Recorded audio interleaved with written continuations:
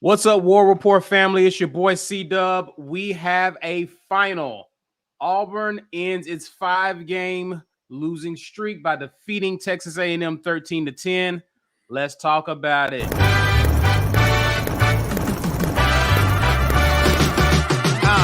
Pre-game, halftime, and post the whole time the chat live. We around our folks, but we gon' keep the chat tight, keeping out trolls. That's why you gotta get your green name on, your pre-game on, cause ain't nobody doing it better, reviewing it better, building rapport so you in tune with the players, with some quick prize picks so you can scoop you some cheddar. Get your mug or your shirt with the letters. Game time.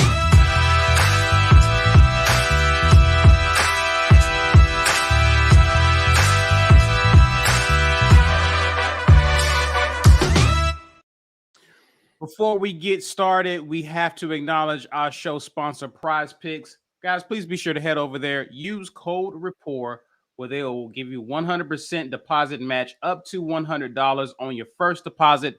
Shouts out to PrizePicks for supporting the War Report and being our game day sponsor. I'm joined by B. Will. You got your wish, bro. Down goes Jimbo. Auburn wins 13-10. Initial thoughts. How you feeling, man? I sound a little choked up over there, bro.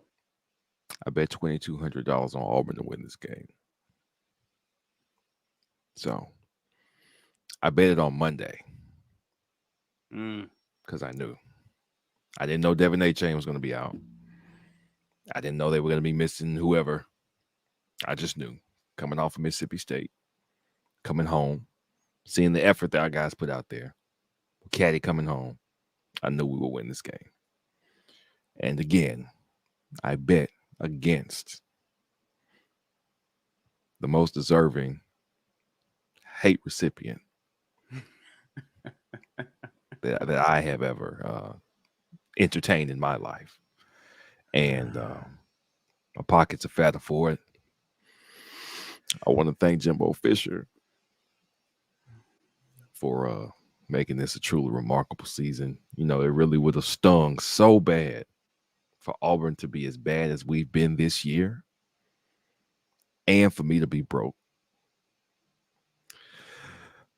But Jimbo was there for me to make sure that if Auburn was going to be bad, that I didn't have to be broke.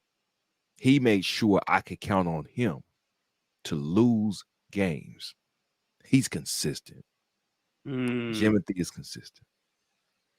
I'm so thankful that Jimothy is consistent, that I could bet a week out with no passing game to speak of that we would beat his 5-star studded team by at least 2 points. And I don't know if I can get that type of consistency from anybody else but Jimbo. So it really means a lot, Jimbo. I'm very thankful.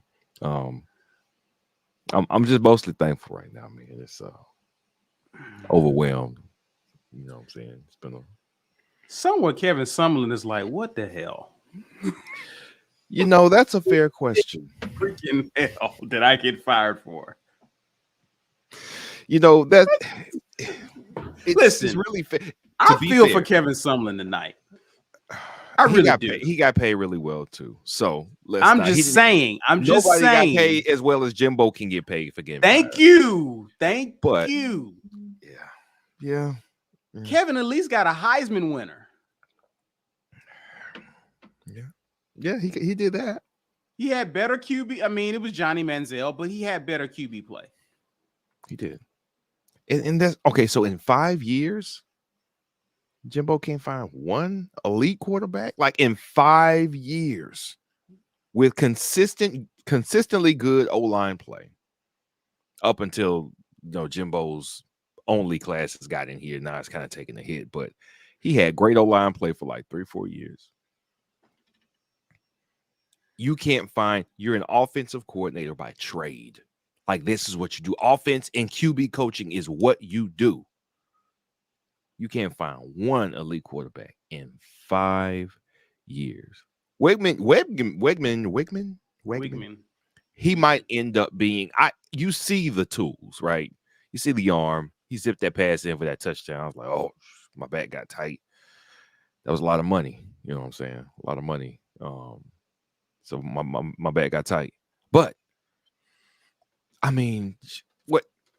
I don't know if anybody has less excuses to give. Like, there's no excuse for 5 years in the money you're getting paid as somebody who has coached a national championship team. So there's no, you haven't been there before. You don't know what it looks like. You were recruiting at Florida State. You know what it looks like. You know what recruiting is supposed to be. 5 years. A lot of people gave Jimbo a little leeway at Florida State, saying he had some personal things going on behind the scenes, right? Which he did. Yeah, he did. He still managed to recruit Dalvin Cook, Jalen Ramsey, Derwin out there. He's playing for the Chargers right now. He recruited dogs, players that are outrageous, producing in the NFL. His offensive line went to hell at Florida. Yeah. Now, and Francois, goodness gracious. The man might as well have went out there on the stretcher every game, because he ended up going out injured, limping off the field, crawling off the field. I don't understand how anybody, if you see it one time, you say, okay, all these extenuating circumstances. But again, recruiting didn't take a hit at Florida State. The quality of play did. And here he is at Texas A&M. The recruiting has not taken the hit. The recruiting has gotten better. He came in with an outstanding offensive line to work with, put together one good season, and it was a fluke season. I don't care what anybody says. 2020 was a fluke season for many reasons, in lots of sports. The Lakers championship, fluke. Tampa Bay winning, fluke. And yes, Jimbo having a 10-win season, fluke. And Bama winning, fluke. I want to asterisk on all of it.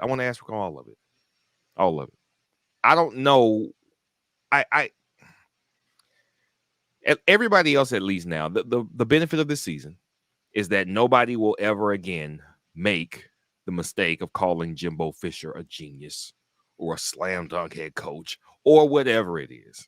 He's just a dude who's lucky enough to have a really big contract. I don't know why this season wouldn't get him fired. I don't know why it wouldn't. There's nobody else who could have. Don't fire Jimbo. Don't fire Jimbo. You're right. We don't need that. Don't fire Jimbo, because that might be a better job than I was lucky. We getting a shirt with your face on it saying "Don't fire Jimbo." Who else is going to be the recipient of this hate to the degree? I mean, Dabo maybe, but Jimbo is just a low-hanging fruit. We need Jimbo. We need him over there. Not even for the hate. We need Texas A&M to be bad, man. They got like a Porsche over there, and they got a 6-year-old kid driving it. This is perfect. We need to keep it just like it is. Like it is. Everyone put in the comments for Jimbo. Hate.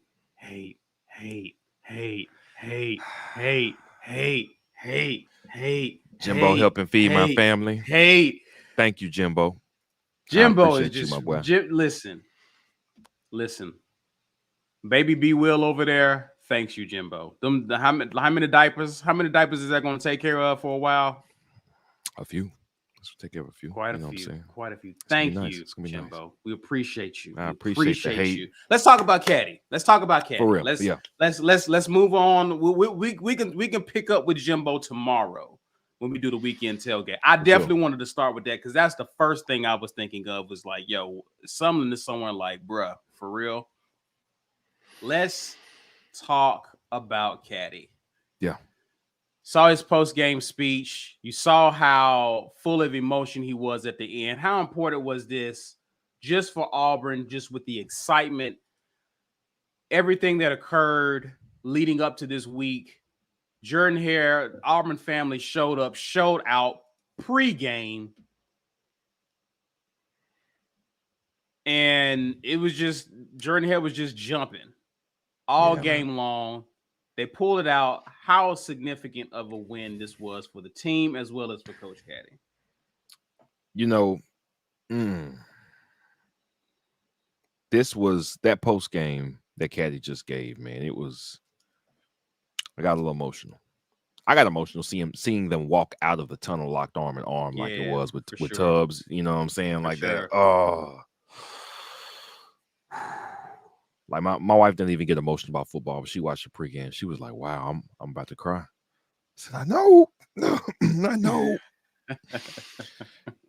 It meant so much for it to be Caddy that was doing that. I don't think no other interim that they could have named would have gotten the results out of this team that Caddy has gotten. Nobody. They made the right decision. We were all thinking Zach Etheridge because he had been closer. Yeah. He had been an assistant coach at his last stop, I think. And he was, of course, an assistant coach here. But no, it had to be Caddy for this to work. It had to be. And the difference it made for the players, really, like that's, you see it. You see this effort. You see this spirit. Like that's something that Caddy has that I don't know if anybody else has that type of energy and that type of passion for Auburn. I'm not saying Zach Etheridge doesn't love Auburn just as much, or any other players that we have, the Auburn alum on this team, on this coaching staff that don't love it as much. But I think it had to be Caddy. It had to be. It had to be. And we're happy for him. That's the first thing. We're happy for Caddy. I'm happy for Caddy. I'm happy for the team, for the players. They needed to win. Like it was so hard for them to win. And that was really the thing that stuck out the most to me, was that here we are in the closing moments of this game, and we are struggling to keep it together. You know, a fumble by Jarquez, a fumble by Tank, even though I'll save my my full tinfoil hat theories about some of these ref calls for another time. But yeah, what it meant for Caddy to be on the sideline rooting these guys on, I can't imagine what it does when you're out there putting your entire body on the line and plays are being called and you can't quite make it work, but your coach has to keep you motivated and engaged and focused so you can go out there and keep trying. Because it's got to feel like banging your head up against the wall.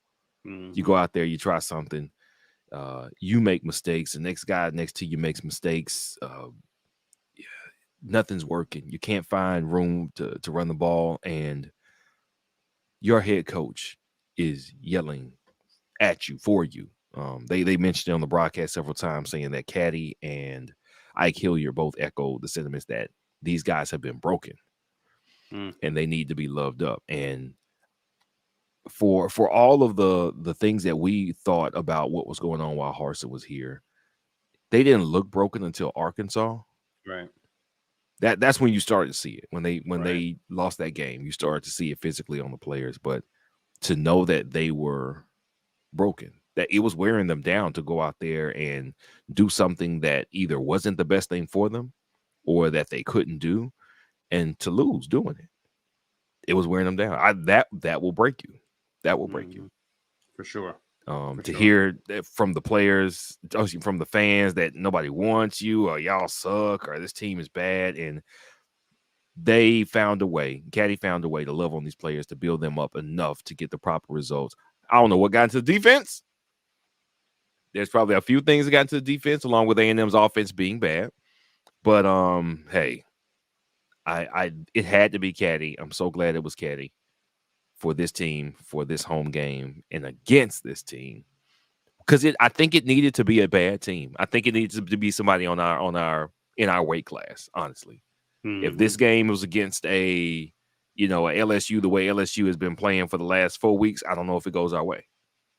They're a little more polished than A&M has been, but it had to be against this team. It had to be Caddy. It had to be these players tonight, these fans, this city. It had to be like this, and it was. And it's an amazing experience for everybody. For sure. I'm gonna grab some super chats real quick because you guys, I appreciate y'all in the comments. We'll definitely get to your comments as soon as we can. SS Austin, appreciate the super chat. Caddy out there about to make me cry. I think that's been the sentiment most people have been giving. John Brandon says Mike G's mom didn't want him cussing, so she sabotaged his equipment. Very likely. I just think Mama G was just like, you're not cussing tonight, and he would have come on and not, but he really did have some issues getting online. So we should expect him tomorrow on the weekend tailgate for sure. Seth, appreciate the super chat. That may not have been perfect, but that was Auburn in its truest form. Everybody standing together, no matter the outcome. So happy for Coach Caddy. Auburn, as a community, won this game.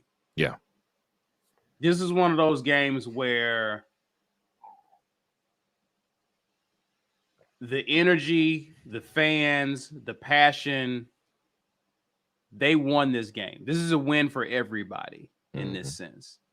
And it feels good. It feels good to see these kids win. It feels good to see them have something to celebrate at this point in the season. You won an SEC game, and and SEC games are meaningful, no matter who it's against. It was good to see them win. It was good to see Caddy. Very validating for him to see former players on the sideline. I saw Mayo on the sideline. They talked about him. Saw Ronnie Brown on the sideline, of other former players cheering him on. To see the love he's been getting all week and after the game, combined with that speech, it was a special moment for Auburn. And I think this has been one of the best feel-good stories, despite what we've been through prior to this season. So I'm happy. I'm excited for him, and couldn't happen to a better person. You're right, B. I thought it was going to be Zach Etheridge, but I think Caddy has proved that it was supposed to be him, to your point. Yeah, he's proven that. He's proven that. And it's one of those moments where you're like, why didn't I think of Caddy as a result? So kudos to him. Cody Smith says, Caddy brought tears to my eyes. Join the club. He also said he shaved his head. You are 2-0 when you shave your head, Cody. Congratulations. Don't keep doing that. Only do it for special occasions like you did tonight. Congrats to you, sir. I hope you enjoyed the game. Let's get to this one too. Stephen S. says Jimbo deserves it. Lack deserves it. Oh, Jimbo used car salesman BSer. He's off BSing and someone from right freaking now. Yeah, I bet that post game coverage is going to be pretty fun for him. Let's talk about this. Nicholas Frazier asks, at this point, Coach Caddy deserves a real shot at a permanent head coach. He says at a then the permanent head coach position. With the right coordinators, he could win national championships at Auburn. Your thoughts about that, B? So I think about this more the more I see Caddy talking to the press about the team, some of the media that they've created, the little video snapshots and the pictures and the reverse tiger walk. And I see all these things. I see Caddy doing it with this just limitless energy. And I always want anybody who has that type of passion for the program to be around the program. That's number one. That's who sells the program. That's how you sell the program. He doesn't have to just say the right things in a meeting. He doesn't have to walk into your home and say, "Oh yeah, well Auburn's going to be the place where you do this." Yeah. I mean, maybe some people can sell it and some people can't. But Caddy can sell it, and it's not a sell job though. It's authentic and it's real. And because it's real, I mean, because it's real, I think it would be much more effective to have him doing the selling. From what I saw today from a couple head coaching candidates, I think Lane Kiffin's still going to be in the discussion.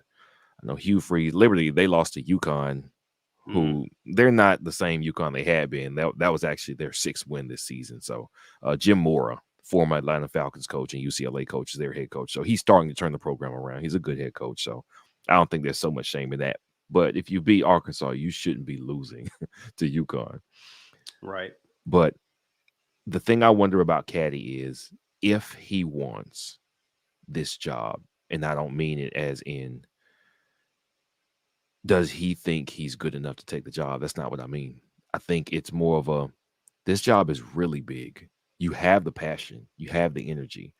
Does Caddy have an OC, a DC, all the staffers that just got relieved of their duties? Does he have a chief of staff in mind? There's a lot to consider being a head coach. And a lot of that, what it takes because you've either been around it, You've been one of the top assistants in the program. You've been an OC or DC in the program, so you see what game planning and recruiting and scouting and all that looks like. I know he does at least some of that. You have to if you're going to recruit and you're going to choose which running backs you want to get, and you have to learn offense so you can instill it for your players, your running backs. But does he want that job, or does he want to just be a part of what's going on here? That's the first question I would ask. He may like make me an associate head coach and coach the running backs because I'm good at that. That's what I want to do. I want to be here. I don't know if Caddy wants the big job. If Caddy wants the big job, he should be interviewing for the job. He should be interviewing for the job. He should be getting an earnest look at this job, just like anybody else who they're going to go and try to look at if he wants this job. I don't know if Cadillac wants this job. We haven't talked to Cadillac. We haven't asked Cadillac. And right now, Cadillac wouldn't answer that question because he's got a lot to focus on and a lot to do in a very short amount of time. He was not prepared coming into the season to take the head coaching job. He is doing this on the fly. And he's doing a damn good job on the fly. Yeah. Does he want the head coaching job? That's the first question I would ask. If he does, then he should absolutely get a look. Absolutely. He should. Because you want whoever is at the head of your program to sell your program the way Caddy is selling your program. The buy-in from the fan base is instantly at 100%. From boosters is instantly at 100%. From the recruiting, it's going to take a sharp turn upward. He's going to have every tool at his disposal to succeed. And honestly, if you were going to get somebody who's talented or going to be good at it, but they're not quite ready, it would be with all of the benefits that I just named. This type of energy that you create for the fan base behind you on home games. NIL about to just burst at the seams. Continuity with a new president, new AD, and you as a new head coach. Somebody is getting the keys to a Porsche right now. Whoever it's going to be, they're about to get the keys to a Porsche. I would love for it to be Caddy. I just wanted him to take it or take that opportunity to interview for it if he wants to do it. And I just don't know if he does. I have no idea. I mean, listen, I would go on a limb and say that if he had the opportunity to interview, he would interview. Right. I think if he was offered the job, he'd be silly to turn down the job. Even if he does have head coaching opportunities, it's not going to be like coaching at your alma mater. Right. He absolutely would take it, I would think. Now, that being said, I don't think he's ready for a job like this. Something that we said about the Auburn job is we're at a very interesting time in this program where the time is now. Right. Everything is aligning. We have a president and AD on the same page. Mm-hmm. You have NIL ready to go. You have a new facilities. Georgia and Alabama are still Georgia and Alabama. Now's not the time for a coach to learn this job on the fly. I don't think the time is for that. Right. We experimented with Harsin in terms of a guy who has experience, but no SEC experience, doesn't understand this conference, the recruiting, all of that. Caddy is a great recruiter, a great face for your program, an amazing face for your program. But Caddy is very inexperienced as a head coach. This was just his second head coaching game. Yes, you can give him a coordinators, and he lets them. He manages it as a CEO, lets them do their job on game day decisions. But it's going to come down to him making certain decisions within a game. I don't know, and that will be a big risk with Caddy. A big risk. Again, this has been an amazing feel-good story. I'm just not sure if he's ready for this job just yet. He could be one day. Yeah. But there's a lot at stake right now with this job. And you want someone who's going to hit the ground running, who understands how to coach and run a big program. Yeah. Yeah. So those are my thoughts there. Let's talk about, before we get to that, guys, you are watching the post game brought to you by PrizePicks. Guys, if you can't comment, that's because you have a black name. Get yourself a green name. Do that by becoming a member of the War Rapport. $5.99 a month will get you there. That gives you access to some pretty cool perks, access to film reviews that Ike does, very detailed in his film reviews, a lot of good insight as he reviews the previous games. You definitely will want to see the film review on this game, especially, and they're always fun after a win. So you definitely want to check that out. Also, you get to come on here, celebrate a win, complain about what's happening in the game in a troll-free environment. That is why you need to become a member of an amazing community of patrons and members of the War Rapport. Get yourself a green name. Now, be Will. Jamal Pye says, win next week, then play Bama for a bowl game. Bittersweet. Auburn wins next week. Then you're looking at 5-6 for an opportunity to play for 6-6. Yeah. Celebrate the night. Come back. I mean, I'm not expecting Western Kentucky to be a pushover. No, they can score. They can score. That's what worries me about them now. Yeah. If our defense comes out and plays as inspired like they did, I like our chances. Right. For sure. But rest assured, they're not Texas A&M in terms of being anemic offensively. They know how to score, which means we're going to have to score points. Yeah. So I hear you, but we got to take care of next week. James Barnett says, fellas, what do y'all think about the defense? Before you say that, 22 Busy says Texas A&M had a lot of pieces missing tonight. The kid that was mentioned, I think it was Muhammad. Yeah, he was like their best receiver all year. Was not playing. I mean, he's in Jimbo's doghouse, clearly, because he did not play. He wasn't injured. He was dressed out, but did not play. He was asked about him, and Jimbo gave an answer that implied that it's something there. Something's going on behind the scenes. A-Chain was out.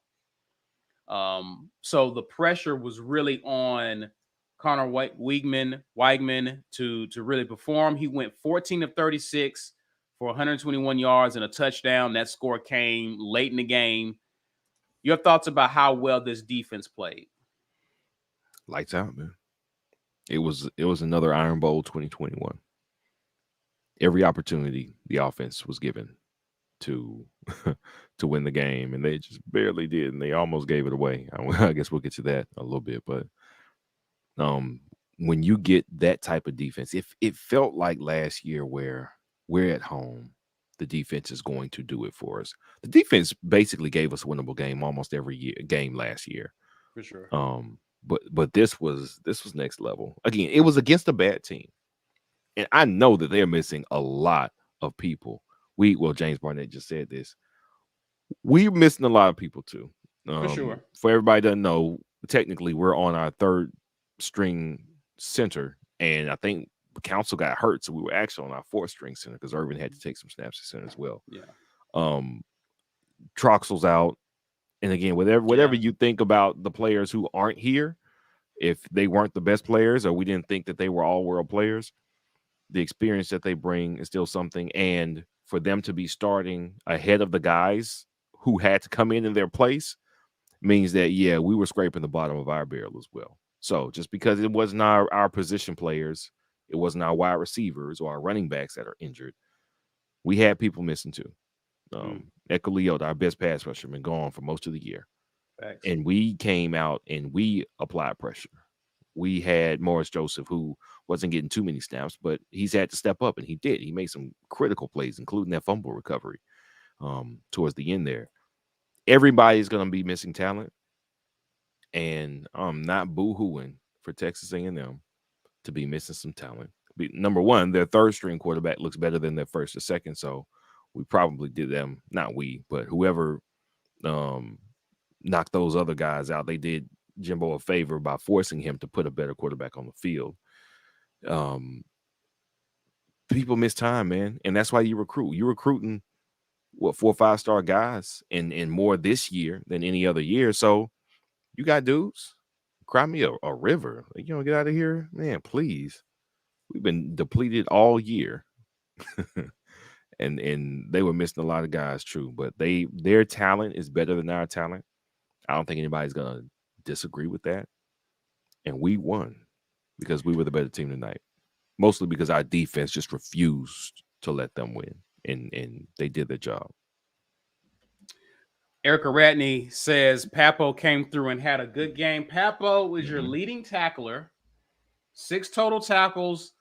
According to ESPN, he had 3 solo. He had 1 sack, 2 tackles for loss.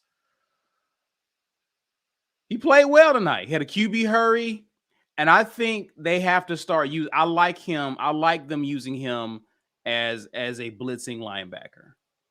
I like him in that position. Yeah. I like when he's attacking. I think what it appears to be, you tell me your thoughts, B, is that when you have him playing, trying to read defenses and then react, right? He's not really the best at that. But when he has one assignment, and that's to attack, for sure, he's good at that. You start seeing some of that 5-star talent. Yeah. that was been raved about this guy. Yeah. So I liked how they used him on the defense. And I think you see him play well, but I think when he's having to read, he's a step slower and he just seems unsure of himself at times. And so I thought he had an amazing game. Some of you guys mentioned Marcus Harris. He was very disruptive up front. Colby Wooden just balled. Doing what he does. Colby Wooden is just Colby Wooden, man. NFL. Yeah. He just looked amazing out there. Of course, I was always pleased with our secondary. Our secondary has been looking really good. Proud of those guys. I just think all around a good game, man, from the defense. Yeah. Is in it. Cam Riley, another guy. Yeah. He was all over the place. Big so plays too. I'm really pleased with what I saw out of our defense. I'm curious to see again how we look next week as well. Cody Smith says, "Don't worry, I'll shave my head the next 2 weeks." Well, there you have it. There you have it. It should be kind of do your thing. It's gonna be a little chilly, but do your thing. Hey, make sure you're having a Scully on. Maybe a little cool out there for sure. B. Will, your thoughts on special teams? We saw a new face out there. Mm-hmm. Evan McPherson. Mm-hmm. We saw a new person out there doing kickoffs. How would you assess special teams tonight? What's your thoughts about special teams? I think special teams was fine tonight. We had one miss. I know McPherson missed I think it was a 54-yarder. And with the wind, they said the wind was going crazy out there tonight because we're getting the very, very outside part of the hurricane that just kind of nipped the side of Florida. Right. So it's not a lot of rain, but it's a lot of wind.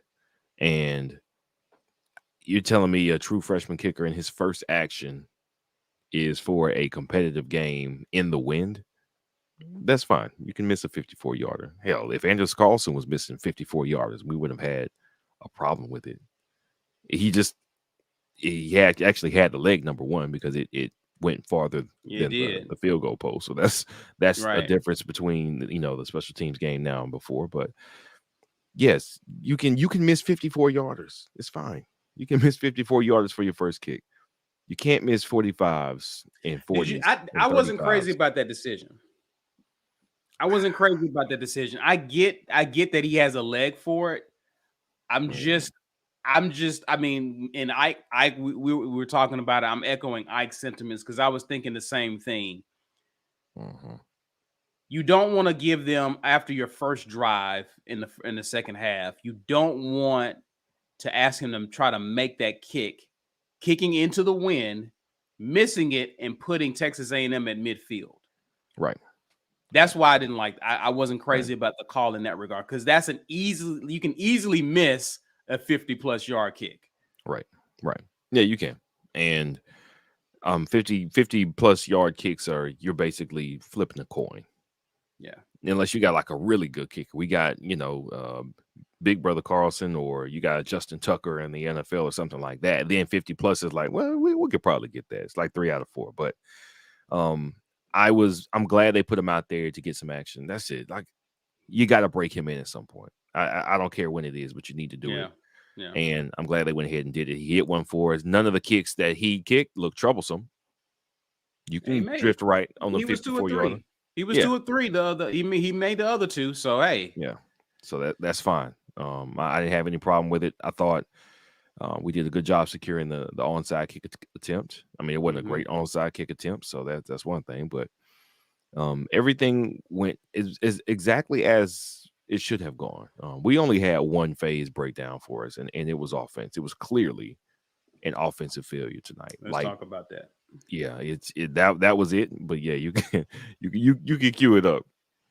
So just to look at a few stats, let's start with some of the good, and we'll talk about this some more tomorrow with the rest of the guys. We had a facts or not. We asked facts or not that Auburn will rush for over 225 yards. We said facts. That turned out to be big facts. Auburn rushed for 270 yards in the game. Just to give you a few stats here, both Tank and Jarquez both recorded 121 yards exactly. Tank had 10 more carries. He did it in 23 carries. Jarquez had 13 carries, 121 yards. Jarquez was just amazing when he had the ball in his hands. Amazing with the ball in his hands. Damari Austin actually got a carry, didn't get much on it, but Robbie didn't make what we thought he was going to do. He got 47 yards. Actually, he kind of had it, if we be honest, because he was taking knees at the end of the game. So he might have been right around the 55. I think it was 55 he had to get. 52 and a half? Was it 52 and a half? I think so. He's at 47, so he had it. Yeah. He had it. So close. So we had the run game is what it is. The run game is the run game. And obviously, this is a team that coming out of Mississippi State, we knew that this team can run the ball. We just have to have some semblance of a passing attack. Robbie went 6 of 13 for 60 yards. He didn't throw the ball a lot. They did call a lot of passing plays. A lot of it was Robbie pulling it down and rushing. Not finding an open receiver. But this is pretty much who we were a week ago. If we just be honest. Yep. It just looks rougher because teams are looking to stop the run. Yeah. So it's gonna look worse each week until we figure this out. Mike Hartline is still on the staff. Yeah. There are people who, can work with this. Is it even reasonable to expect this passing game to improve for the duration of the season? I would not. I am not. Some of what we know about players and people and how they perform is coaching. We know how coaching affects players. If they're in the wrong system, if they're being asked to do too much, if they're being asked to do the wrong things, they're not going to look great. And we can instantly tell the difference in the effort of all the players, but the effectiveness of the defense. How well they're tackling. Somebody tweet on Twitter, it's like Harsin gets fired, now everybody learns how to tackle. It's like, man, the tackling is crazy. Yeah. But when you put a sure-handed tackler like Simpson, you move him from corner where he was having some problems and you put him at safety, now you've got a great tackler at safety. And that makes defending the run game a little bit better for any defense. Cam Riley's back. He was hurt for a long time while we were having our troubles with the rush defense, and now he's back and we look better. But some of it is coaching for sure. And this is part of the reason that we got to push back against when everybody was rightfully disgusted at the result that we were putting on the field for this season under Brian Harsin. We were also like, wait a minute. Coaches don't turn the ball over. That's not on a play design for any coach. Hey, I want you to go out there. He's going to hit. The seam's going to be open, but throw it to the other team, please. That's what I want you to do. Go. Everybody's like, oh, well, you can tell they aren't teaching ball security. We had Tank fumble the ball. We had Jarquez fumble the ball. Yeah. Tank did fumble that ball. That was a fumble. We just got that play we off. lucked out. We lucked out on that one. We lucked out on that one. Yeah. So the offense TJ was melting down at that point. It was. When TJ was in, he turned the ball over frequently, whether it was interceptions or getting sacked. Robbie turns the ball over. He turns the ball over not when he's carrying, oddly enough, but he got clean snaps and just dropped it before he could handle it. Mishandled a handoff that was supposed to be a handoff, but he made it a toss. We lose that ball. That's a turnover. That's points left on the board. We were in scoring position. Points left on the board. Players make mistakes. I know you asked about the passing game, but I'm getting to my point. What we have here is not Robbie is having trouble with the passing game because it's the coaching. We changed coaches. The offense is productive now, but Robbie is making the exact same mistakes he made when the offense wasn't productive. Now we are looking at what is fundamentally holes in Robbie's game, an inability to hit an accurate pass. Jarquez Hunter was wide open on that wheel route. There's no excuse for that. None. There's no excuse for that. This is the first-year quarterback. Not first year, but this is first year playing. He's young. He's going to make mistakes. You can accept all these things, but it needs to get better. You need to see that improvement. Now, I thought he had improved with the turnovers the last 2 weeks. Mississippi State and even the Arkansas game, we talked about it. He didn't turn the ball over. It was better. This game, it seemed like he got tight. The more the offense wasn't moving. He put the ball on the ground at one point in the first half. Yeah. That isn't acceptable for any offense. It has been through 2 coaches, through multiple games. Now we are seeing these are Robbie's issues. I don't have confidence that we can be bowl eligible by beating Bama because we are so bad passing the ball. We're missing people, just outright not throwing people. And without the all-22, we don't know if Robbie is bailing too quickly on wide open routes or not. We can't see it. I don't know what he sees before he takes off running. Him taking off running is actually not a bad idea because he's quick and he can do it. However, he's still making the same mental mistakes that he made early in the season. When he's scrambling towards the sidelines and you're 3 yards behind the line of scrimmage, just chuck the ball out of bounds. You lost 3 yards. You didn't even have to lose. You're a quarterback. You can throw the ball away. A running back can't do that. I actually had to check. I was like, wait, can running backs just like, hey, I'm about to lose 3 yards. Let me just throw it away. No, you got to be a quarterback. They cannot. All right. So there's no excuse to give up the yards that he gives up rushing. You were talking about he would have gotten the over if he had not taken those knees. If he didn't run out 2 yards behind the line or 3 yards behind the line going towards the sidelines, we don't lose those yards. These are mistakes that are acceptable when it's your first game playing, your second game playing. He's started for what, 6 straight games now? 7? Because Missouri. Yeah. Was Missouri the first game after Penn State? Yes. Okay. Missouri, LSU. And every this was a 6 start. This was his 6th game. So 6 games in, and it's the exact same mistakes. And that's 6th or 7th, I think. Yeah, maybe the 7th. That's not going to get it done. Obviously, it's not going to get it done. Now, I don't want to beat the man up. I believe everybody can get better. Everybody. Anybody can get better if you're committed to it. I see the want to from Robbie. He loses his cool sometimes. And he's apparently just a fiery, salty competitor. And I like that about him. And he's held up really well physically. He's definitely a remarkable athlete. But similar to what we were saying about TJ Finley last year, going into the bowl game, we were saying, all right, you've got 4 weeks to prepare for one game that should be winnable. This is how you wrestle and get control of this job. If you don't take control of this job here, it's on you because you've been given the opportunity.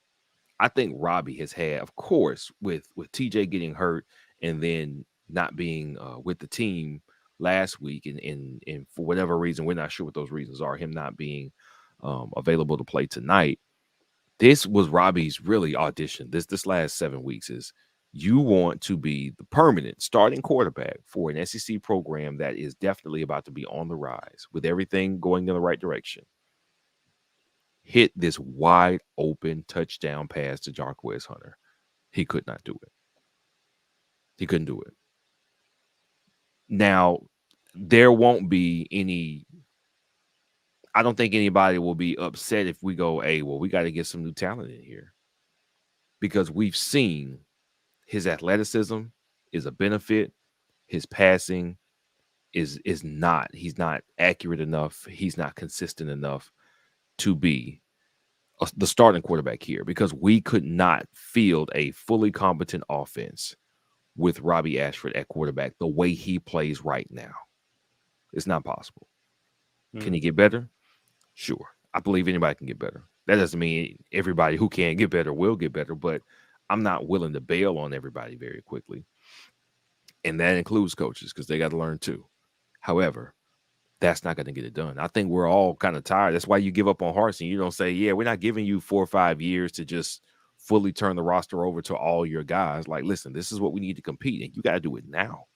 So if we're going to say that, and we're going to be impatient with Bo Nix and not like what TJ Finley is giving us, then we got to be able to say, Robbie, you have to be better throwing the ball, and it can't be 2 years, 3 years you figuring out how to be that guy. It's got to be right now. So I don't know where we go from here. I don't think we win the Bama game. We have to. You can't be one-dimensional against them, man. You can't.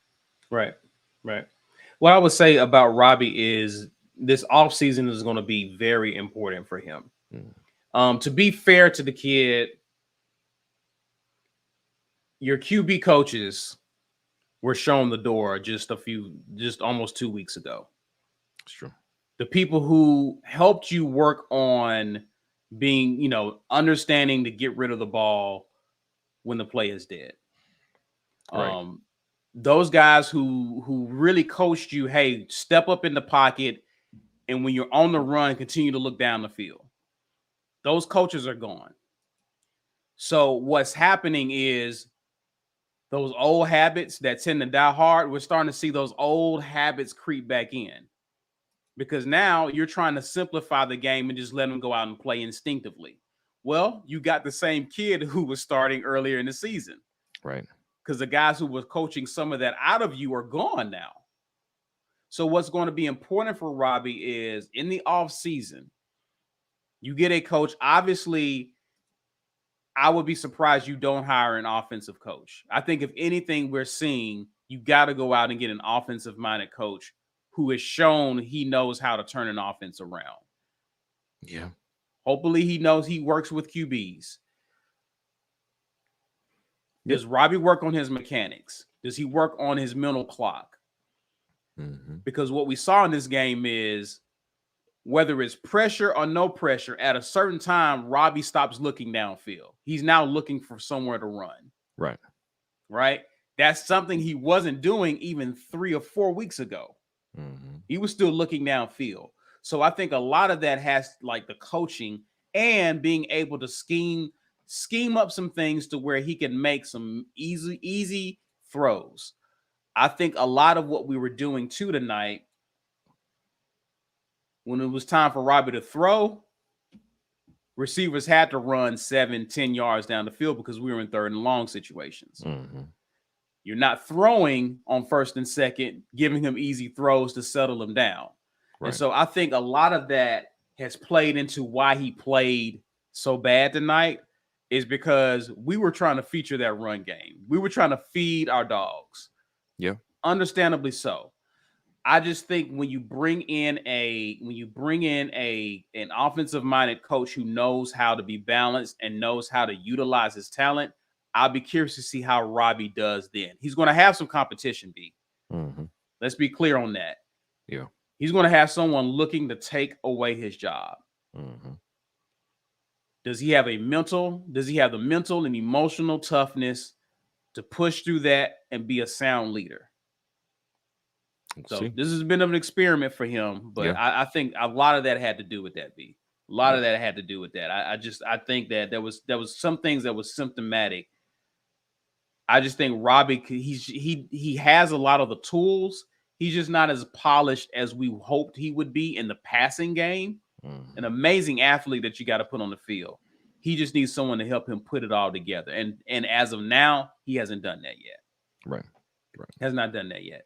Let me look at some of these comments here. John Brannon says Kendall Simmons has made an instant impact on the O-line. What are your thoughts about the O-line, B? It seems like we went with big packages. Like we had a lot of big bodies on the field. We had O-linemen, all 5 O-linemen, plus 2 or 3 tight ends, and did some pulling, did some shifting, and we made sure we made some lanes to run. And it was mostly because we're like, listen, we're not going to try to fake it like we're going to get cute and trick you into thinking we're passing. We're not. If we do, it's going to look like a run first. And there's only going to be 1, maybe 2 guys in the pattern. And we're not about to try to fake this too much. We're going to make you account for the run. And they did that. When the running backs got a crease, they turned it into 7, 8, 10, 15 yards. And that's exactly what needed to happen. I don't know how much better the offensive line is playing. I just know that they said this is exactly how we're going to move the ball. And when you're that committed to it, you put the bodies out there to make it happen. It's going to happen. Now it's not going to happen to the tune of, 5, 6 touchdowns a game, because the defense can adjust and just be like, all right, well, we see how this is going. You're just not going to pass. Cool. So we'll just commit more people to the run game. And once they match those numbers up, now it's a little harder to move, which it was. So I definitely see a positive effect of Simmons, especially blocking some very talented guys. Look, man, it's 5-star guys all up and down that line, not just the true freshmen. They would be considered more talented, we'll quote fingers here, than our D-line, even though our D-line was definitely the more productive D-line for sure. The offensive line, they do have deficiencies still, because what you can eventually do is when you block well enough, your quarterback doesn't have the yips. That's really the telltale of what type of offensive line you got. I mean, we talked about it last year, a lot of the mistakes, the unforced errors that Bo would make, and now he's in Oregon not making those errors. And a lot of that is the confidence that comes with knowing your offensive line has your back. We saw it with Jarrett Stidham. Somebody was actually mentioning it in the comments. Jarrett Stidham looked great year. Just comment here. Yeah, it's part of being a quarterback behind a bad offensive line. Stidham looked great year 1 and year 2. I remember him overthrowing Anthony Schwartz like all the time. I'm like, what the hell happened to this man? He was so accurate in 2017. In 2018, like it all went to hell. But that's what happens when you face constant pressure as a quarterback.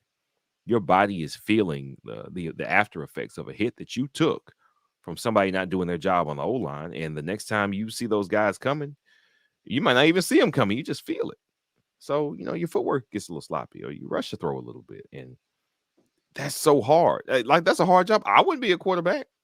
You ain't finna kill me. I don't love this game that much. And I think also scheme plays a big part in that too. Sure.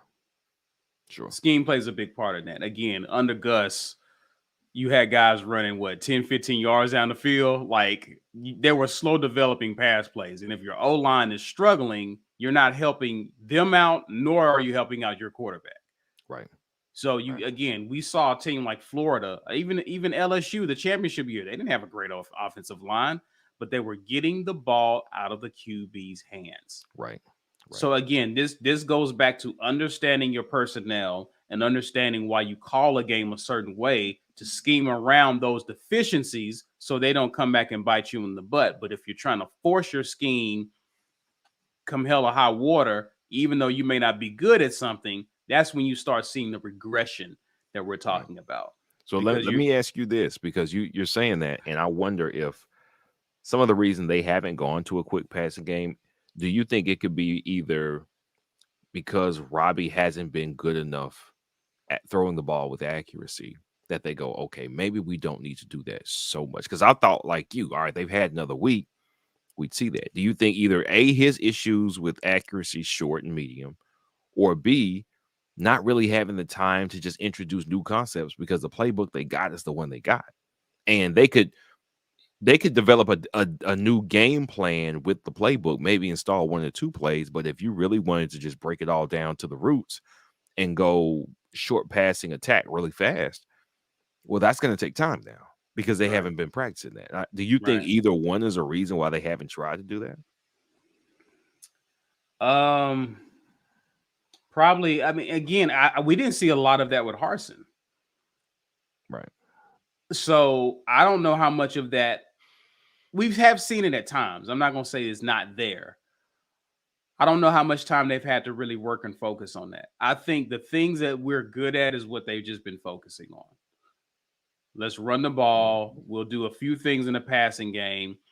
But I think it could be some issues there. They pointed out a stat that in the game that Robbie Ashford is more accurate throwing down the field than he is on short throws. Right. Maybe that's a problem. Maybe that's part of it. But I will say this, B, your mechanics have to be on point if you're going to be doing that, because you're talking about a 3-step drop. You're talking about being accurate. Maybe that's the problem. Maybe that's why you don't call that. I don't know. I don't really know. That could be a problem as to why they're not calling those plays. But then again, it goes to your point. I don't see this offense or this passing attack fixing itself anytime soon this season if that's what our issues are. Yeah, I'm with you. So let me grab some super chats. Jamal Pye says we've blocked better since the new center came in, referring to Jaleel Irvin. Yeah. Wait, Irvin or Council? Council went out, right? He did. I don't know if he means like a few games back once Tate Johnson went down. You know what I'm saying? We did get better. We did get better when Council went in. Yeah. I think that was that Georgia? No, that was the game before Georgia. That was the game before Missouri. That was LSU.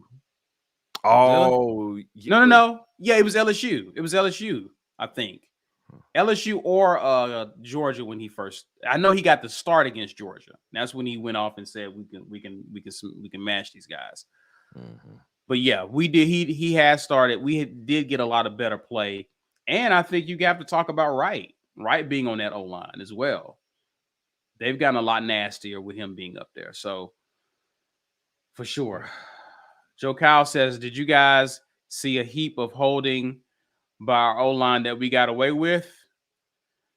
I didn't see it. I was watching the quarterback and the running backs the whole time, like I usually do. I don't see holding on our offensive line until we go back and look at film. They got us on one of those plays, especially with the running backs cutting to the outside. Like they got us on one of those for sure. But I wouldn't doubt it, Joe. I wouldn't doubt it at all that we were holding in this game.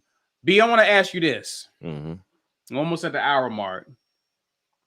A lot of or two of the main coaches who we've been hearing all week, some of the favorites, Hugh Freeze, Lane Kiffin, dropped games tonight. Mm-hmm. And I think a lot of people, I don't know how you felt about Lane because you hopped off. Me and Ike talked about it. We talked about the coaching candidates, and we both don't like Lane. Like I can live with Lane, and I talked about him being if they were to go with Lane, you would have a situation where you would have the president, AD, even some boosters be okay with it. And I think having that alignment, I would be okay with that from that standpoint, because the coach would at least have something that Harsin didn't really have, and that support and resources to do what he needs to do. Mm-hmm. He understands the SEC. He understands how to turn over a roster, build a roster. But his in-game decisions is what I promise I will yank a dread out for each decision he makes and will be looking like you once Lane leaves Auburn. Like, he frustrates me with the way he makes certain decisions. He frustrates me in that regard. So because of that, and the fact that he appears to not care about defense at all, it seems. Not to the extent that we would want him to.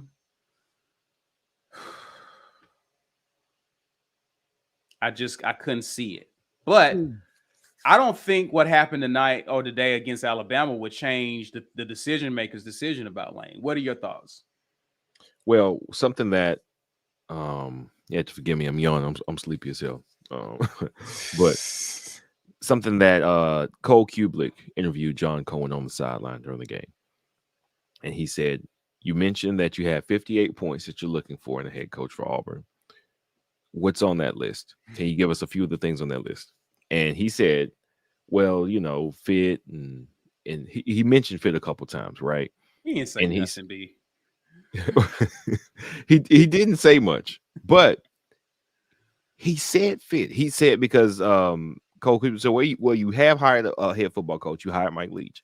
And he said, John Cohen said, well, yeah, Mike Leach was a good head coach. He is a good head coach, and he was a good fit for Mississippi State. We have to find the right fit for Auburn with this hire. And I actually I can't remember whose show it was, but Neil McCready, he covers Ole Miss. He actually interviewed and did the Wednesday night show with us last year coming into the Ole Miss game. And it was him talking and saying, really, it sounded like he was saying, please don't take our head coach, honestly. Is what it sounded like. But what he said was Lane Kiffin is not a good fit at Auburn. He said we had a tree lighting ceremony this year. Lane Kiffin didn't even show up because last year he did it. McCready, Phil McCready. Neil McCready. Neil McCready. Yeah. He said last year he did it and he bitched about he complained about it. I having to go do it. And then this year he just didn't show up. And he said whether it's, grabbing lunch with boosters and glad handing people, he said Lane doesn't want to do that stuff, so he just doesn't do it. And he kind of runs his program. He mentioned that he's kind of adopted, like Saban. he really did get rehabbed by Saban. Right. He runs his program a lot like Saban. And so the access to the team, to the program wouldn't be such that where boosters would want that. Right. So he would have a way of rubbing people the wrong way. Mm-hmm. So, yeah, I do remember that. Continue. Yeah. So I think there's a legitimate issue there. Lane is young enough and sour enough. He was stubborn way before he became a college head coach. He was stubborn way back when he was the Raiders head coach. I don't know if y'all remember, but Al Davis was mad at Lane because Lane didn't want Jamarcus Russell. Al Davis said, we're taking Jamarcus Russell, and Lane complained and he got fired, but he didn't want to coach Jamarcus Russell. So he bucked against the owner. If he'll buck against the owner of the team that he's coaching for, he'll buck against the boosters. He doesn't want to put up with it. And again, I think it was that same clip saying that Lane is much more Saban than he is Pete Carroll, who, of course, he was there for that dynasty at USC, but he doesn't want to put up with any of it. But Nick Saban has done the winning to justify being a curmudgeon. Lane Kiffin has not. He hasn't done more than, I guess, winning 10 games at Ole Miss is a feat that should be celebrated. I guess he can still do that this year because he only lost against LSU and now he's lost to Bama. So the only other person on their schedule that can beat them is Mississippi State, and I don't know who else they got. I really don't know. Yeah. But Lane Kiffin doesn't seem like a good fit in the sense that John Cohen said, I want the best fit for Auburn. I don't think he's a good fit. He's not the family man who his wife is going to invite all of the assistant coaches' wives over and do that thing. And that was one thing that a lot of people, beat writers and otherwise, had to say about Gus Malzahn while he was here and later, and players. Gus Malzahn Gene Chizik too. Yeah, Gene too. Like these are good people. Gene Chizik is a good dude. Gus Malzahn is a good dude. His wife is a good person. Gene's wife, they're good people, and they fit the family in that way. They fit what Auburn is about in that way. Lane Kiffin's not that guy. He's not. So what you're banking on is that he could get in here and do some winning quickly so that all that other stuff ends up being a non-issue. Because the only way these types of things end up being non-issues is if you win. I don't think Brian Harsin would have grated on people's nerves so much if he was winning. You win the Iron Bowl, you win South Carolina last year. You got 8 wins. You're going into a bowl game. And now nobody's trying to tinker with your program and take it and make stuff up about you. Why? Because you did the winning. You beat Bama. Yeah. You beat the Heisman winner. Maybe he done win the Heisman if we win that game. But when you're not winning and you have embarrassing losses like Penn State, now what you said about injured players matters a little bit more. Now, how you address the media and how if you're salty after a loss or you're short with them after the loss, that matters a little bit more. The decisions that you make in game, they matter a little bit more if you're not winning.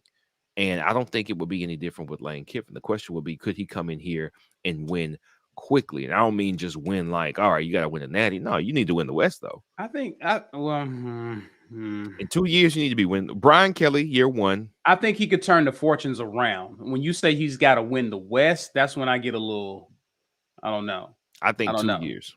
Whoever comes in here needs to be winning the West is tough because if Lane Kiffin doesn't, Lane can get us to 8-4, 9-3 pretty quickly. Right? Agreed. I think he can get us there. Again, baby steps. If he gets us to the SEC championship, that'd be great. That'd be awesome. But I think Lane can get you to 8-4, 9-3. Do we want more than that? Do we want better than that? Obviously, you would take that. You want that. But I'm just saying, how much patience are you? And I'm sure they would give him a lot of time if he's turning it around rather quickly, especially given what he's shown he can do in the transfer portal, right? I don't know, B. I don't know about SEC championship in 2 years. Maybe, and again, maybe I'm looking at it from someone who's coaching at Ole Miss, and that is a tough place, right, to get that team to the SEC championship. Maybe it's different at Auburn. Right. You got to play Georgia and Bama every year, so still got to get over that hump. Yeah. But I don't know about Lane. I don't know. I really don't know. I think you make a good point. Let me ask you this before we get to some of the comments. I see you guys' comments. We'll get to those. Are we willing to compromise on something, B? Because it seems like we want this politician who's polished and has good character, loves the team and can win games. Are we going to have to compromise? Because at the end of the day, we just want you to win games, right? Right. Do you have to be this polished politician type dude who everyone likes and says all the right things? Do you have to do all of that? Because Saban is not all of that. Right. Arguably, Kirby's not all of that. I think Kirby's probably more of that than Saban. A little bit more. The energy. I think the energy. I'm talking about, but running his program. I'm saying he runs his program. He runs his program a lot like Saban. The reason Kirby Smart didn't get the job was why? He wanted control. So that's what I'm saying. Yeah. We're going to have to compromise on something, B, if we want to get to where we're winning. Yeah. You may not get everything in this one hire, is what I'm saying. Right. And so we can pick apart every hire. Right. But what are we prioritizing that's most important? Yeah. I mean, we can only speak for ourselves, right? What I don't want to do is what a lot of people do. I think we did it probably with the Harsin hire, which was, all right, well, Gus was he was a little too loosey-goosey with discipline and with structure. So they overcorrected. They got a disciplinarian. They got we had the substitute teacher for 8 years, and it was cool because they were passing their tests. But now, hey, man, y'all ain't even been passing y'all tests these last few years. We can get you out of here. Let's get that teacher who turns bad behavior students into good students. And that's what Harsin was. So now let's bring in Joe Clark. Right. We're gonna get Joe Clark in here, get these test scores up, except we didn't get our test scores up either. So they had to get Joe Clark up out of here. Now they just call me Batman. Coach Carter. That's a good analogy. Also with Coach Carter. So I mean, but when you do that though, you like people do this in relationships too, though, right? You got somebody you with, if whether it's a guy dating a girl dating a guy, whatever your preferences are. And man, the last person really didn't listen to me when I talk. So I'm gonna get somebody who all they want to do is talk. And then you with them, and then it's like, okay, cool. Now I'm finally getting somebody who'll listen to me talk. But they talk too much. I don't know if I really want this no more. Did I really want this? I think I was just tired of that person not listening. I needed them to listen 10% more, not a completely different person that talks too much. I don't want us to overcorrect by going, man, Harsin was too strict, not personable enough. not serious enough about recruiting, and then you get somebody who is lax and has nice and laid back with the players like Lane is, and he would be good at recruiting. But there's a lot of stuff that Lane doesn't do well. And so you're trading some one set of deficiencies for another, because like you said, there is no perfect head coach. I think the thing that we get what closest to perfect for Auburn would be Hugh Freeze, but as John Brandon brings up constantly in this chat, and on Twitter, Hugh Freeze might have some personal shortcomings, and we're not talking about the ones that got him fired from Ole Miss or let go from Ole Miss, however it went. If you are a head coach, don't be on Twitter messaging people about what they said about you, man. Don't even get on Twitter. You're supposed to have an assistant looking up. Hey, glad to have him. What Gus knew how to do that. Boom! Exclamation point. Well, who we get? We got to recruit. Who we get? Oh, we got to recruit. All right. That's all I want to hear from you. Support and celebration. Support and celebration. That's all we need to hear from a head coach. Anything else is optional, and really it's only going to be okay if you do the winning. Now, Lane the troll is great. The wit, the sarcasm, how he pokes fun at people, it's great. I very much enjoy that. When he said, I guess we couldn't afford whatever. When, they beat A&M and he had some smart to say about their budget or whatever. That's fun and that's funny. It's a great interview. But if Lane, like tonight or today, he went forward on fourth down on Bama's end of the field. They were like inside the 10. So that's a chip shot field goal. The end of the game, you're driving for a field goal, which you were already in field goal range at the end of the game. But you don't have to get a touchdown at the end of the game if you kick the field goal early. It's a 3-point game. 3-point game. You are able to tie the game and go into overtime. He played his way, or he made bad calls out of the game. He called his way out of the game, that game. He almost did it against Texas A&M this year. He seems to be very committed to a method of coaching that does not work. And that would scare the hell out of me. I don't know. The on-field product doesn't match up with what we say we want here. It doesn't. It really doesn't. Like we've been killing Gus when he got real conservative in games and held us back. Like 2017 LSU comes to mind. Or Harsin when he's going for it at this time, or we don't like the way he's going for it, and we're killing these coaches at these times. Right now, we know Lane Kiffin is bad at that. He's bad at in-game calls. Why would we say, man, you know what, you're bad at in-game calls, but you're funny, so it's okay? No. Whoever comes here is going to have some deficiencies. The question is, can they do enough winning early enough to smooth over those deficiencies? You can win with deficiencies. I don't think we're going to see anything like what Nick Saban ever get. Well, that's crazy, Chase, because I was just about to get to that. Who's going to be the next Nick Saban? There will never be another Nick Saban. And it's not because Nick Saban is the most excellent coach ever. I will say this. I say this all the time. And me and Mike G have this conversation. Nick Saban is not this all-world coach. Nick Saban had an advantage in talent that was unforeseen, had never been done before in college. He came from the pros with certain methods. I'll leave that right there. That allowed him to have a team that was physically better and a team that was more talented than his opponents 99% of the time. And that was the key to his success. As I tell my Bama family and friends all the time, I would tell them this in 2015, 16, when Kirby took the Georgia job. I said, y'all know this is the beginning of the end for y'all, right? They were like, man, Kirby ain't finna beat us. I was like, no, it's not even about Kirby beating y'all. It's not. Now, Kirby ended up beating them later, but I said, it's the fact that Kirby just split the talent base in half. The claim that you had to get the best defensive players in the country, nobody was playing defense like Bama. Now, somebody who could say, I'm the architect of that, can get every player that you can get. Now he's in on them too.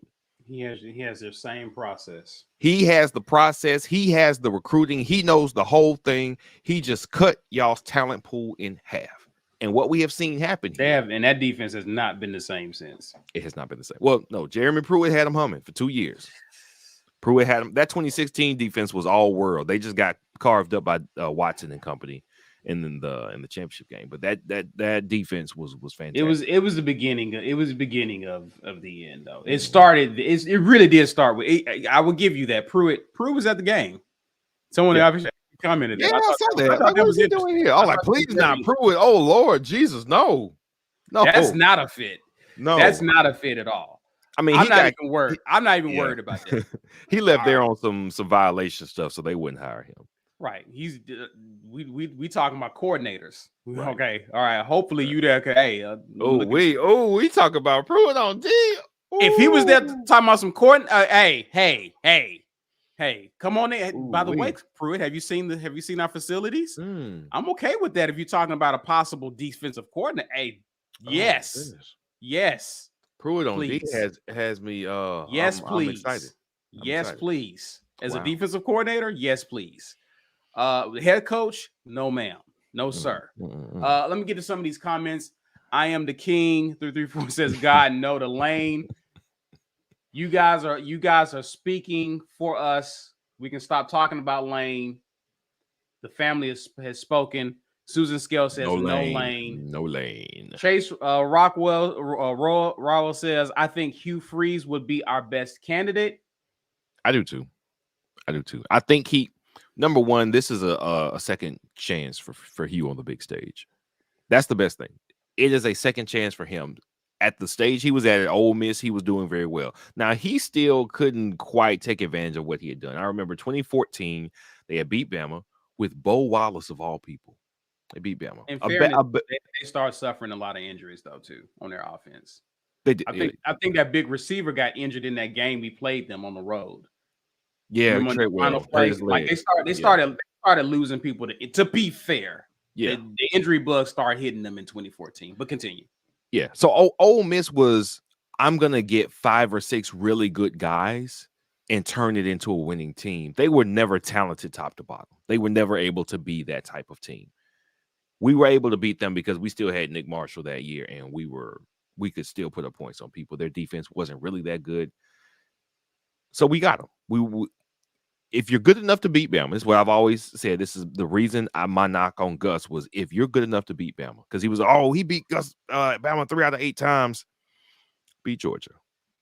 Georgia has not been better than Bama every year that we played them. We beat Georgia one time. That wasn't a fluke. The prayer in Jordan hair was luck, dumb luck. I'm glad we had it. Amazing experience, but it was luck. We beat Kirby soundly in 2017 at home, and he returned the favor in the SEC championship game. If you can beat Bama, you should be good enough to beat Georgia, to beat LSU. We beat Bama in 2017, but we couldn't beat LSU. Why can't you beat LSU? Hugh Freeze in 2015. That's when Chad Kelly was a quarterback. They beat Bama for the second year straight. They lost to Florida on the road by like 20-something points. Florida wasn't that good in 2015. They were not that good. Why are you good enough to beat Bama and beat Auburn and beat most of the other people in the West, but you couldn't beat Florida? The one thing I can credit Nick Saban on his coaching tenure is however good his team is or isn't, they are that good every week. They're consistent. I admire that. Now, they may not be great. This year, they're not great. They can be beaten. But they're not going to have a game where they just go out there and just are terrible and way worse and playing below their standard. They're not giving games away. Right. They're playing to their potential. You still got to beat them. You still got to beat them. And too many times, Hugh Freeze and Gus Malzahn is our gripe with them. You can catch them slipping. I don't want a coach who can be caught slipping. That's what I don't want. Now, was that a symptom of not having a complete roster top to bottom for Hugh Freeze? Perhaps. Maybe. I don't know. It could definitely be the case. If he comes here, the talent here is going to be unreal in a year to 2 years. It's going to be unreal. That football performance center that Ike and I got a chance to view as members of the media, the home environment that we just put on for the recruits who were there tonight, combined with the NIL. We got a pot of NIL. It's like, I want you to imagine a black cauldron that's like 20 feet high.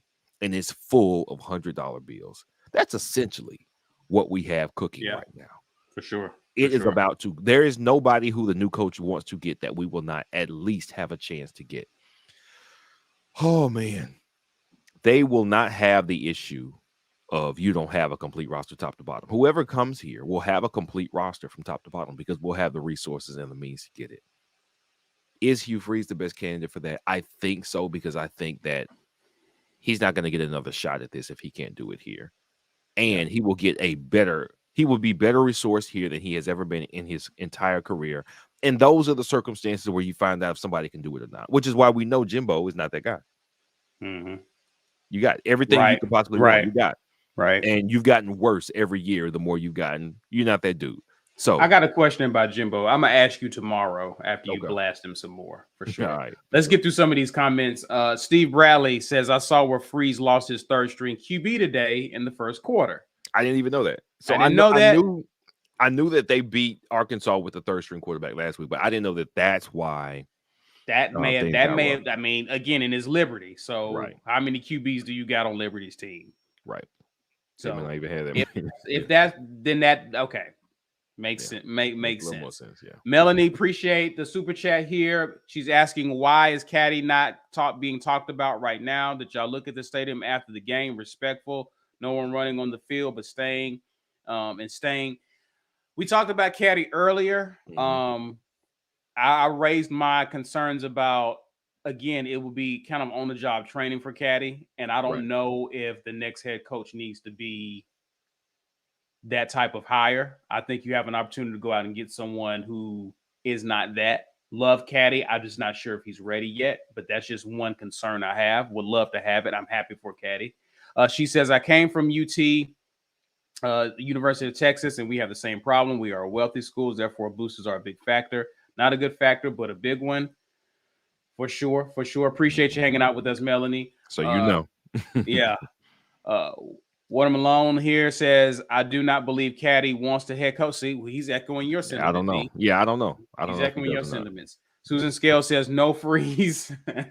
Christian Crawford says, I don't like Freeze. He isn't the guy. So we got some people who like Freeze, some people don't like Freeze. Right. Thomas Sanders says, I'm with you, Christian. Too much baggage. Let me ask you this. Ask you this question. How much is too much baggage, really, when you think about it? When you look at Auburn, you look at who people have liked. I don't know how many people. I think a lot of people got off the Lane train today. Yeah. A lot of people got off the Lane train today. But Lane has baggage. If we want to be honest about it, Lane has baggage. Last night, we watched Auburn basketball with a beloved head coach who has baggage in Bruce Pearl. How much is too much baggage? So where do we draw the line on that? Anything NCAA related as far as violations and baggage is completely not an issue for me. Bruce Pearl at a barbecue for recruits and getting canned for that is equivalent to, I don't know, you got 3 people speeding past you doing 80 on the highway. You're doing 75 and you get pulled over because the speed limit is 65. Are you kidding me? Do you see how people are driving out here? I'm just trying not to get run over. That's why I'm going faster than speed limit. I don't care about a barbecue. I don't care about paying people to play if you freeze, because some of that was the reason why he got let go as well. Mm-hmm. Everything about getting players and recruiting players that may have been funny business over the last, 50 years just got legalized with NIL. We don't have to worry about that no more. We can funnel recruits money through them participating and doing things that earn them the money that these collectives will provide. I could care less about Bruce Pearl and a barbecue. I could care less about Freeze offering a wide receiver some money. Cam Newton, best investment Auburn ever made. And I do mean investment. We mad at Gene Chizik. Why? Because he didn't get caught, so it was cool. But if you get caught, then you're a terrible coach. Man, get out of here. This is the game. The game is the game. You used to have to work really hard to play the game and be very careful. And some coaches were better than that than others. Nick Saban's a master. The entire system. One day, I hope Saban writes a memoir and puts it on his deathbed. He's like, tell them how it happened. And then we get to just read all the. I would love for somebody on the inside to spill all the secrets, to know how dirty it was behind the scenes. I thought Jimbo was going to do it in the offseason. He was acting like he was finna start naming names. I want to know where the bodies are buried. He didn't do it, but it doesn't matter anymore because Jimbo just secured the best class ever. I think he'll do it. He get fired. Nah, he ain't because if you don't want to coach anymore, maybe. I mean, why would you? 95 million. Why would you? Why would you? Yeah, that's a good reason. The game, I mean, that offense don't work no more. Hey, start naming some names. That's right. That's right. I'm with you. I mean, if you pay, if I got 95 million guys, I'm telling everything about everybody, and can't nobody do nothing, man. I just nothing. But you know that what recruiting used to be as far as negative in a negative way, or all the things that you could do to get in trouble, it's just not an issue anymore. It's not. So I don't care if the issue is recruiting violations and NCAA violations. I think it's a complete non-issue, and I think people just use that to try to disqualify the coach that they don't like. That's it. That is entirely the reason for it. The game has changed completely. It no longer requires coaches to put themselves out like that. I'm sure Rick Pitino's somewhere furious. Yeah. Oh, you mean all I had to do was the collective could have paid for those strippers? I mean, listen, like, I don't even like, you would have to be a complete idiot at this point in the age of NIL to get hit with recruiting. You have to be the dumbest person at this point for that to happen. Yeah. Melanie, appreciate the super chat. I missed your comment. I was looking for it. If you did try to send something, go ahead and send it. I'll be looking for it. Thomas Sanders says Freeze's baggage comes from multiple stops and is a pattern of poor decision making and just sleazy behavior. It's too late for me to read that, Thomas, but I get your point. It's too late. It's too late for me, man. I'm sleepy. But I get your point. Your point. And again, I think that I'm not scoffing at this. I understand the concern. I just, at some point, everyone's not going to be a Bruce Pearl. Bruce Pearl is winning games, loving guy, but even he has a past. Right. So I'm just like, who is this candidate that's going to check all the boxes? At some point, we have to prioritize what we want. Now, for some people, it is character, which is why, hey, I respect Thomas's opinion here, because that's what you are prioritizing. But at the end of the day, we want someone who's going to take us from being a 6-6, 4-8, maybe 5-7, maybe 6-6, maybe team to 8-4, 9-3. We're competing for the SEC West. We're competing for the SEC. At the end of the day, that's what I care about. That's really what I care about. Yeah, I don't want you doing a lot of the stuff Freeze has done in the past as well, because that will catch up with you. That will get you fired. Right. So I want him to be in good standing with the university as well. So I understand the concern. That's a legitimate concern. Melanie, appreciate the super chat here. Did you see her comment? She's got another one down here. I don't know if it's the one she meant for that one, but okay, I gotta ask. Why can't we look at Coach O? I know what he did, but baggage is baggage. He was so respectful to our players in 2019, and he brought that team to a championship. I mean, those are facts. He is a player's coach. He's a fun guy. He is a loosey-goosey coach, and we had a loosey-goosey coach. Not to that extent. Lane, what's his name? Coach O is a different level of loosey-goosey. He's a player's coach to the detriment of the team, because we see how quickly an adult stepped into the room with Brian Kelly and just said, all right, enough of that. Let's get this together. And they just won the West. So I think for what the talent that's at LSU and for the culture and what it turned out to be, I don't know how you get another big job like that if you're Coach O. And that wasn't his second. That's his second job in the SEC West that he got fired from as well. Right. He first got to start at Ole Miss. You mismanage a situation like LSU. I think that should disqualify him from getting the Auburn job automatically, because he had flush with talent, unreal talent, brand new facilities, had just won a championship. You should be soaring. LSU was those situations. If after Ole Miss. What if we gave him resources? Right. We won a championship, but 2 years later, programs in the toilet. got shown the door, and the program was in the dumps. Yeah. So I just don't know. Again, if you're talking fit, I don't know how he would factor into that if you're Cohen. Yeah. Appreciate the comment though. Jamal asked, where is Dan Mullen? On ESPN, where he should be. Exactly. We have been banging the table about Harsin and recruiting, right? He wasn't doing a good enough job. He didn't take it seriously. And Dan Mullen, we just saw him under pressure at Florida getting asked, man, where's the recruiting, Dan Mullen? What are you doing? We got a bad quarterback here, an injured quarterback here. Why didn't we recruit better? He's like, oh, well, we'll think about recruiting later. Wrong answer. They got that man out of there so quick. So you don't want to get anybody who, while having the head coach job, because he had 2 good years. He had the first year with Trask. That was 2019. We went there to see him. Prescott year. Well, that was Mississippi State. I'm talking about at Florida. Oh, talking about at Florida? Because Florida has the means that Mississippi State does not.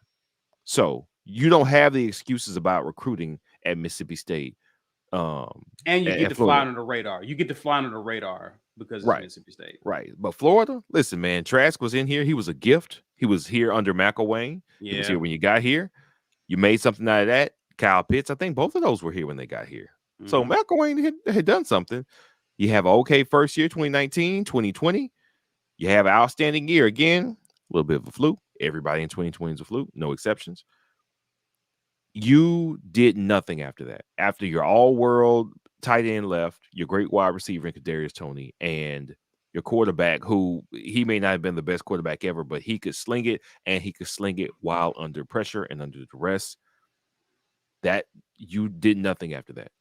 Anthony Richardson was a gift. He was a find, but he couldn't stay healthy. Emory Jones was your other guy. You trotted him out there first. Emory Jones was awful. You're a quarterback guy. You supposedly coached up Dak Prescott into being a pro quarterback. You didn't know that Emory Jones wasn't a good college quarterback? Right. If you can't recruit there, you can't recruit here. Dan Mullen is exactly where he belongs. Or he can just coach at a small school. Group of 5. Yeah.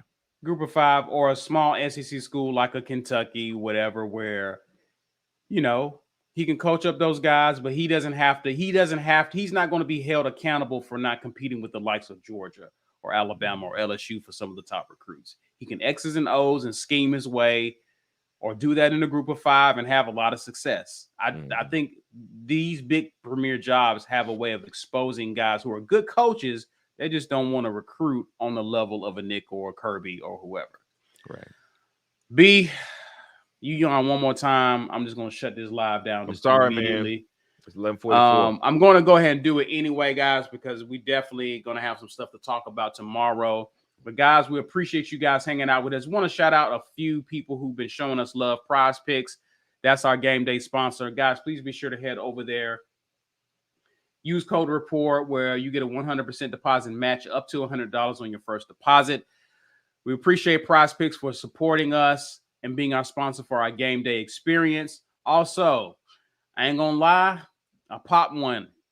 All right, Rogue Shop. Shout out to Rogue Shop. Use code REPORT to get your gummies. I did pop a gummy watching our offense at times tonight. It was rough. Yeah, buddy. Shout out to Rogue Shop. Appreciate them for supporting us. Guys, become a member of the War Report. $5.99 to get you there. And also, if you want to get into membership gifting, what YouTube will do is it'll determine who will get those memberships. We've had a lot of people participate in this, gifting people with the 1 month membership, free membership. Awesome way to grow our community. We appreciate those who've helped us with that. That's a great way to support. Thanks to those again for doing that. I'm about to sign off with B. B's about to get some sleep. I might grab something to eat. I'm hungry. Guys, gladly thank you for hanging out with us.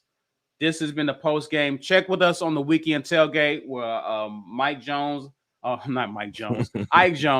and Mike G, will be there. We'll talk more about this game moving forward and what this means for our offense for the rest of the season. As always, this is the post game War Eagle.